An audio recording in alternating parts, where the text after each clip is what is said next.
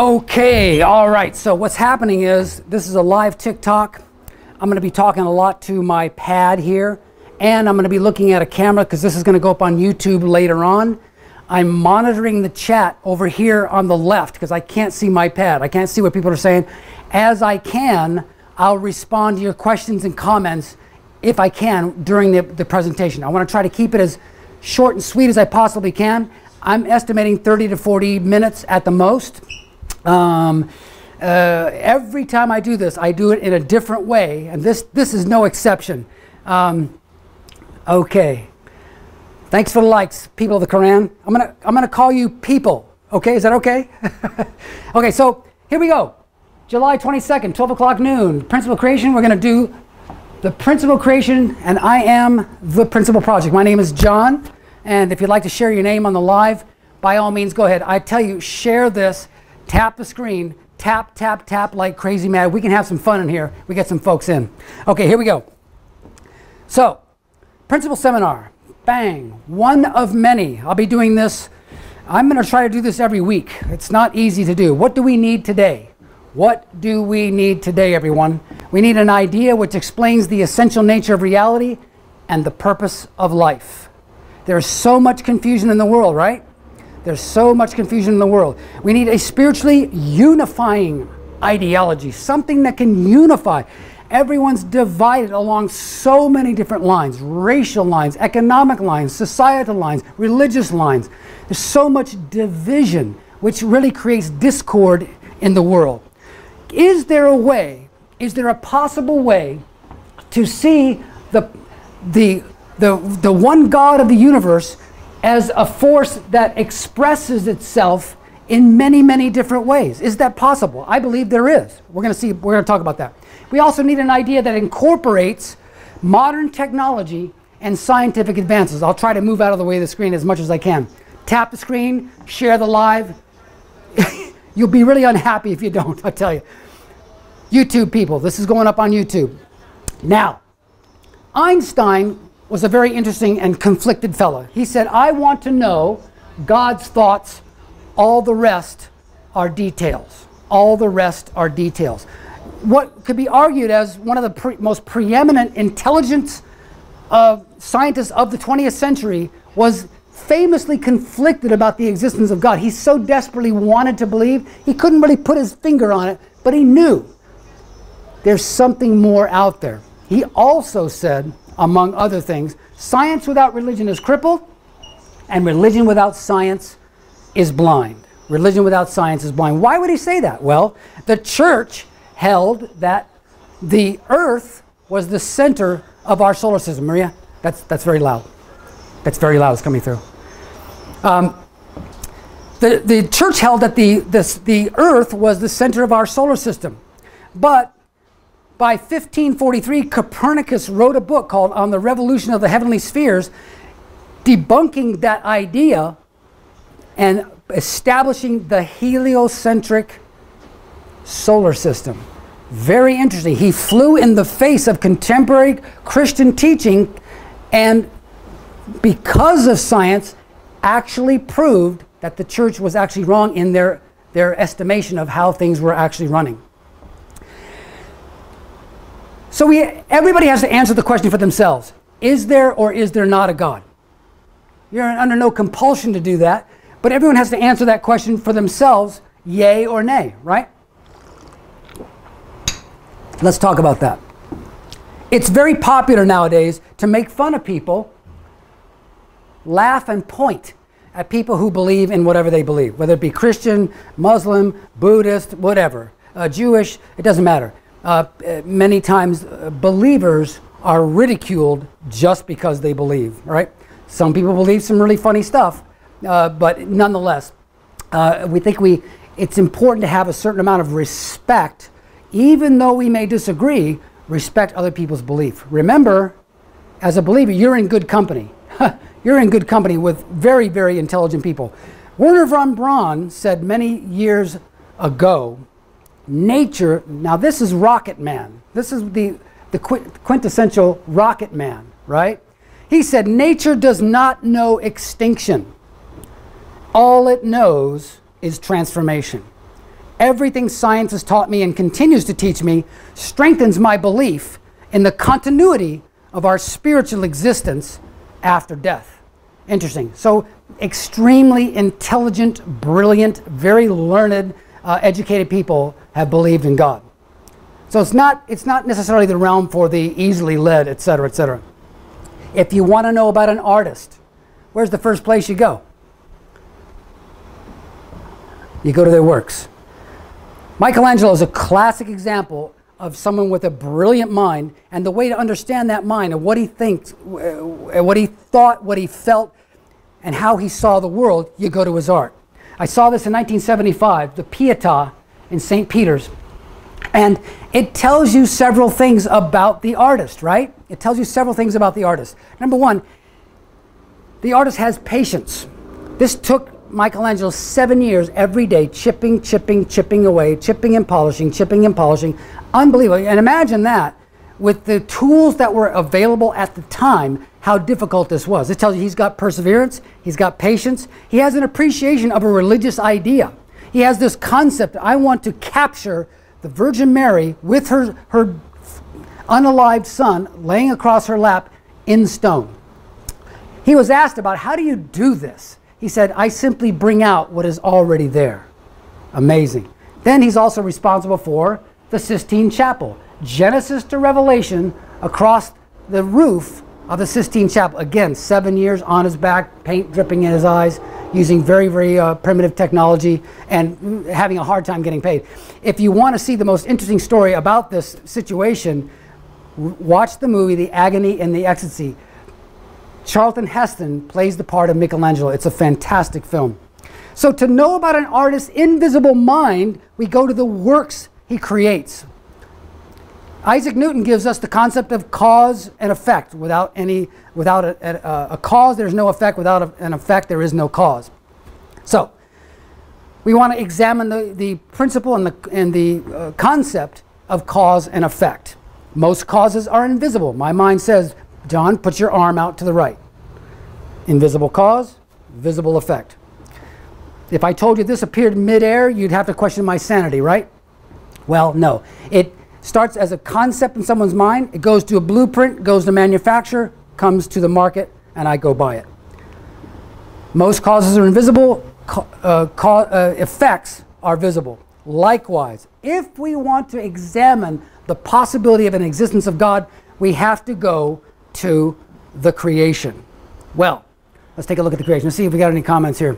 Jesus is the only way to be saved. In other words, you join us Catholic. Yeah, right. I was raised Catholic. I was in an Irish-Italian home. Someone says, Jesus is the only way to be saved and enter eternal life, and you should join his Catholic Church. Well, people of the Quran will tell you, you need to find Allah and Muhammad.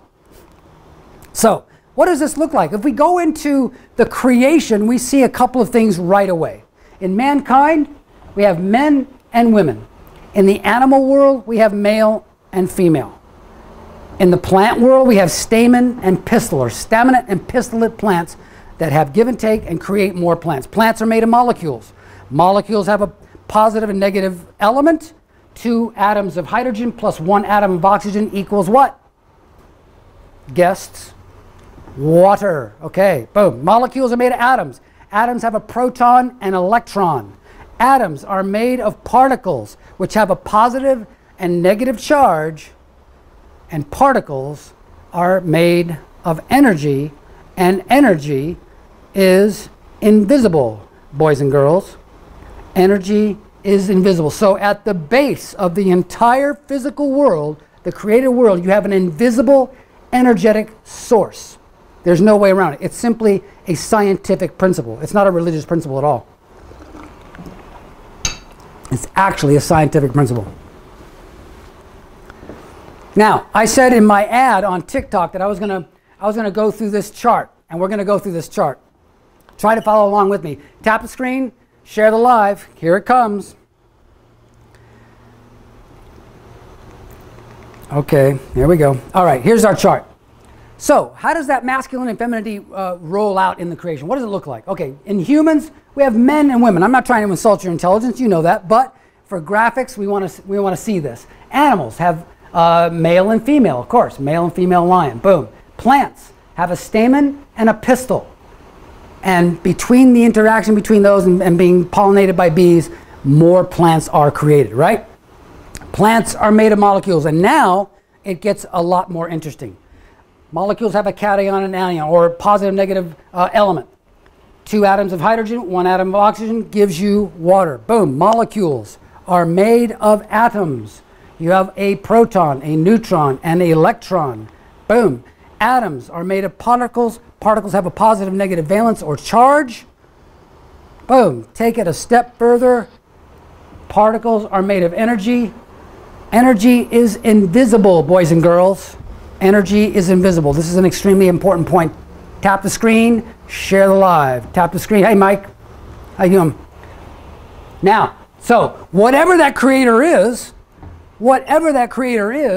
it is the harmonized being of masculinity and femininity, positivity, negativity, subjectivity, objectivity, light, dark, east, west, up, down, north, south. But you see, the entire universe is a polar universe of opposites, right? So, whatever that creator is, it's the harmonized being of all of these elements. Now, that creator also must have intellect, emotion, and will. All of these characters have some internal, invisible character. We talked about Michelangelo. He had invisible internal character, which caused him to create some of the most lasting pieces of art in the history of mankind, right? So people, humans, men and women, have mind, intellect, emotion, and will, or heart. The essence of your character consists of the harmony of your intellect, emotion, and will, correct? Yes. And you have an external form, physical body, right? We are the nature of God. That's right. That's exactly what. Who is that? Rob, well done. And the more we try to resemble God, the more we really look like God. All right, now, tap the screen, share the live. Animals don't have necessarily a mind per se, like a human mind, but they do have instinct. Instinct is very important. But if you know anything about computers, you know about CMOS, or ROM memory. ROM memory is read-only memory. It's built into a computer, and that doesn't change. It's printed on the board, and the computer will only do what the ROM tells it to do. RAM memory, random access memory, changes up and down. The amount of RAM can go up, the amount of RAM can go down, the number of computer programs you can run at one time goes up, and it can go down. That is changeable. Volatile memory. Same thing in animals. They have an instinct. A spider weaves a web.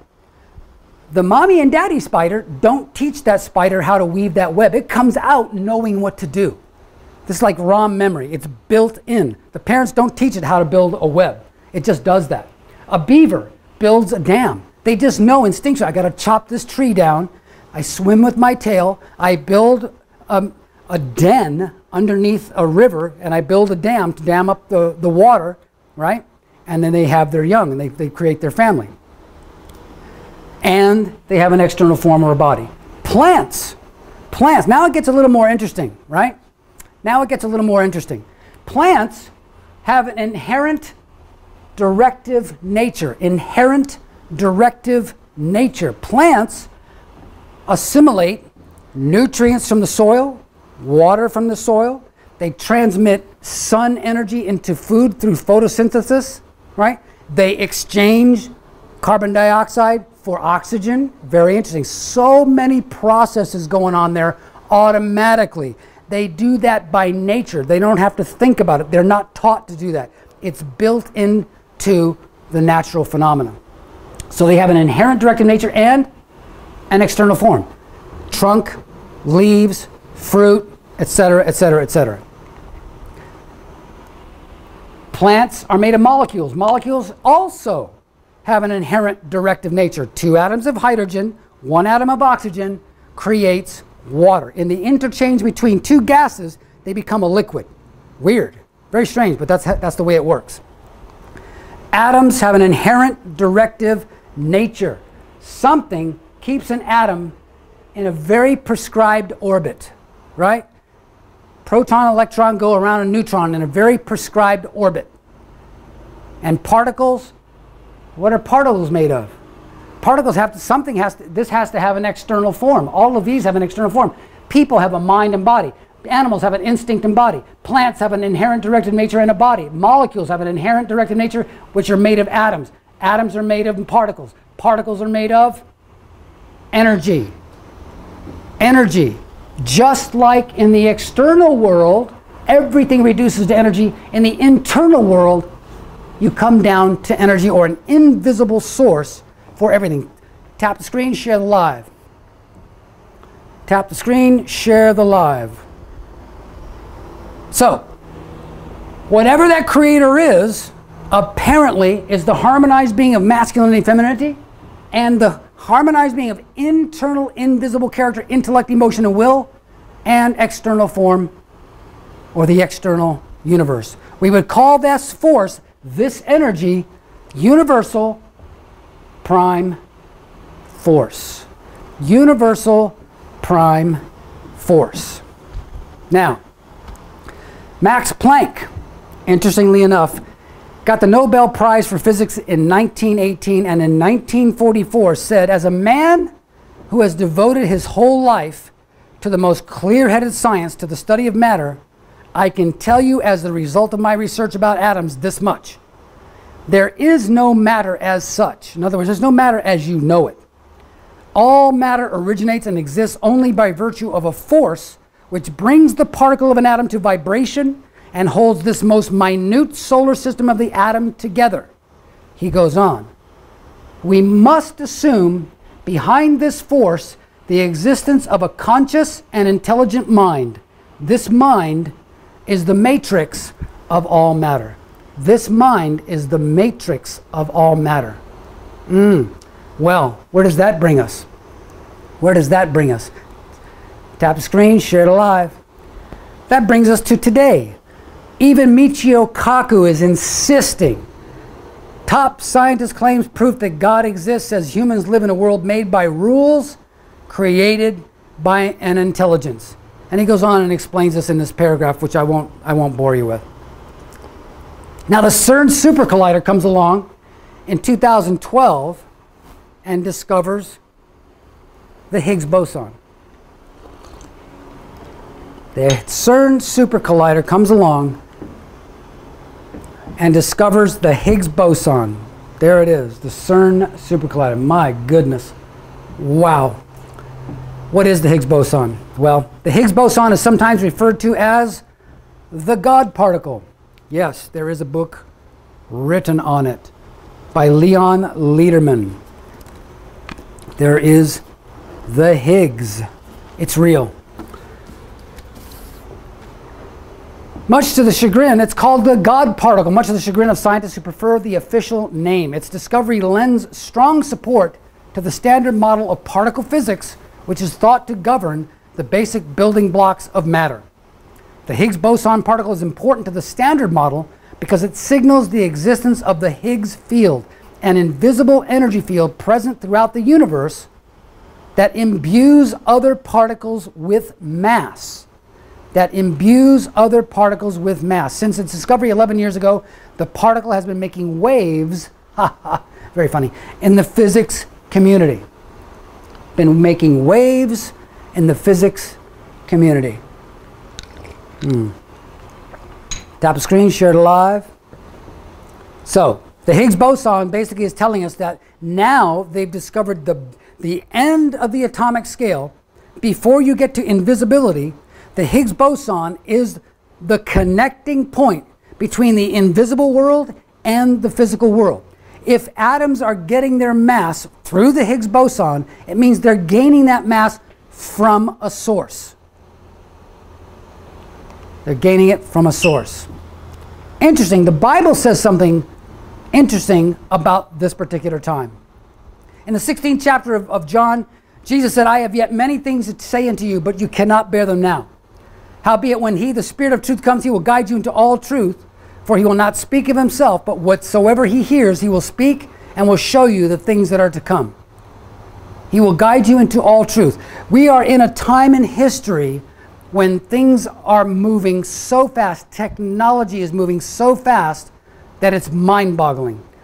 Jesus goes on in the same chapter and says, these things I've spoken to you in Proverbs.